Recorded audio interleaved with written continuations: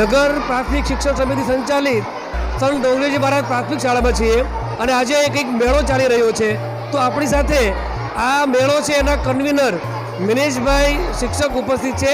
આપણે એને પૂછીએ કે આ મેળો શું છે અને આના દ્વારા વિદ્યાર્થીઓ શું શીખશે.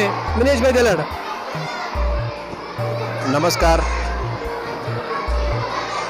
નમસ્કાર.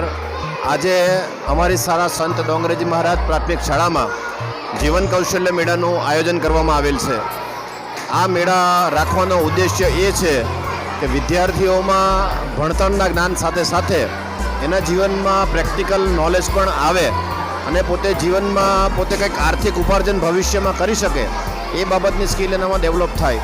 સાથે સાથે પોતાનું જીવન કેમ સરળ બનાવી શકે એના માટેના વિવિધ કૌશલ્યો એનામાં આવે એના માટે આજે અમે 26 પ્રકારના વિભાગો રાખ્યા છે.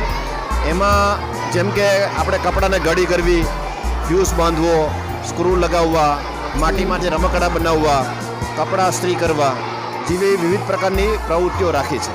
આની સાથે સાથે વિદ્યાર્થીઓમાં પર્યાવરણને લગતી જાગૃતિ આવે એના માટે આપણે જૈવિક ખાતર બનાવવું એનો પણ એક વિભાગ રાખવામાં આવ્યો છે. એની સાથે સાથે વિદ્યાર્થીઓ પોતાના રોજબરોજના જીવનમાં પોતાનું કામ જાતે કરતા થાય એના માટે કપડાની ઘડી કરવી, બૂટ પોલિશ કરવા, બટન ટાંકવા જેવી પ્રવૃત્તિઓ પણ રાખવામાં આવી છે. આ મેળામાં બધા વિદ્યાર્થીઓ ખૂબ ઉત્સાહપૂર્વક ભાગ લીધો છે. એની સાથે સાથે આજે આપણે ડિજિટલ જમાનામાં જીવીએ છીએ તો વિદ્યાર્થીઓમાં ડિજિટલ અવેરનેસ આવે એના માટે આપણે ઈમેલ આઈડી બનાવવો, ડિજિટલ બેન્કિંગ પોતે શીખે, ખાતા કેમ ખોલવા. એની સાથે સાથે આપણે જાણીએ છીએ કે અત્યારે બેંકમાં બધે ફોર્મ ભરવાના આવે છે તો વિદ્યાર્થીઓ પોતાનું જાતિનું સર્ટિફિકેટ કેમ બનાવવું, આવકના દાખલા કેમ મેળવવા એના માટે પણ આપણે ફોર્મ ભરવાની એક પ્રવૃત્તિ રાખી છે. જેથી કરીને ભવિષ્યમાં વિદ્યાર્થી જ્યારે પોતે કોલેજમાં જાય ત્યારે પોતાના ફોર્મ જાતે ભરી શકે, પોતાના જાતિના દાખલા મેળવી શકે, આવકના દાખલા મેળવી શકે. તો આ રીતના આ મેળાનું આયોજન એવી રીતના કરવામાં આવ્યું છે કે દરેક વિદ્યાર્થીઓને પોતે ભણતરની સાથે પોતાના જીવનમાં ઘડતર પણ થાય એવું એક આયોજન કરવામાં આવ્યું છે. ખૂબ સરસ વાત કરી મિનેશભાઈ. હાલ આવકનો દાખલો, જાતિનો દાખલો કઢાવવો આ વાલીઓ માટે ખૂબ મુશ્કેલી હોય છે. ઘણી વખત એવું બનતું હોય છે કે વિદ્યાર્થીઓ કોલેજ ભણેલા હોય છતાં પણ એને આવકનો દાખલાનું ફોર્મ કેમ ભરવું તો એ સમજ પડતી ન હોય. તો આવું કંઈ તમે રાખ્યું છે અહીંયા? એના માટે જ આપણે વિદ્યાર્થીઓ પોતે પોતાના ફોર્મ જાતે ભરે. આપણે જાણીએ છીએ કે બધી સરકારી ઓફિસની સામે બધા બેઠા હોય છે, ફોર્મ ભરવાની ફી લેતા હોય છે. હવે એ ફોર્મ ખૂબ સામાન્ય હોય છે. એ બધું ફોર્મનું નોલેજ અમે વિદ્યાર્થીઓને આપીએ છીએ અને વિદ્યાર્થી પોતે આ મેળાની મુલાકાત કરનાર વિદ્યાર્થીઓને પણ શીખવાડે છે કે કેવી રીતના આપણે ફોર્મ ભરવા, એમાં કઈ કઈ માહિતીઓ હોય છે, એમાં કયા ડોક્યુમેન્ટ જોડવાના હોય છે, એ બધી માહિતી આપણે વિદ્યાર્થીઓને આપીએ છીએ. જેથી કરીને ભવિષ્યમાં વિદ્યાર્થી જ્યારે આગળ જાય ત્યારે દરેક પ્રકારના ફોર્મ જાતે જ ભરી શકે એના માટે કોઈ પોતે પૈસા એક્સ્ટ્રા ન આપે બીજાને એવું આપણે નોલેજ આપણે વિદ્યાર્થીઓને આપીએ છીએ.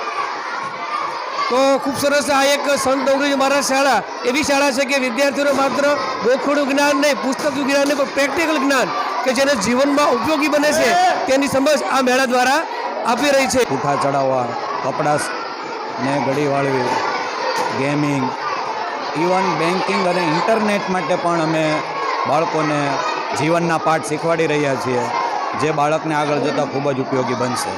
બાળકોને બહારની પણ પ્રવૃત્તિ આવવી જોઈએ એટલે જ્ઞાન સાથે ગમત અને ભણતર સાથે બહારનું પણ ભણતર એટલે જેમ કે ડિરેક્ટ બનાવવી, બાળકોને ગિફ્ટ પેકિંગ કરવા, સ્ટેશનરીની આઇટમ વેચવાની, કઈ રીતે ખરીદવી, કઈ રીતે વેચવી, બાળકોને ગિફ્ટ પેકિંગ કઈ રીતે કરવા, દીવાની ડિવેટું કઈ રીતે કરવી અને ડેકોરેશન કઈ રીતે કરવું એ માહિતી પણ આપવી જરૂરી છે. એટલા માટે આજે આ શાળા નંબર 114માં જીવન કૌશલ્ય મેળાનું આયોજન કરેલું છે જેમાં બાળકો બધા જ ખૂબ સારી રીતે તમે જોઈ શકો છો સારી રીતે એવો ભાગ લે છે અને ખૂબ ઉત્સાહપૂર્વક બધા આવ્યા છે અને બધા સાથે મળીને પોતપોતાની પ્રવૃત્તિઓ કરે છે.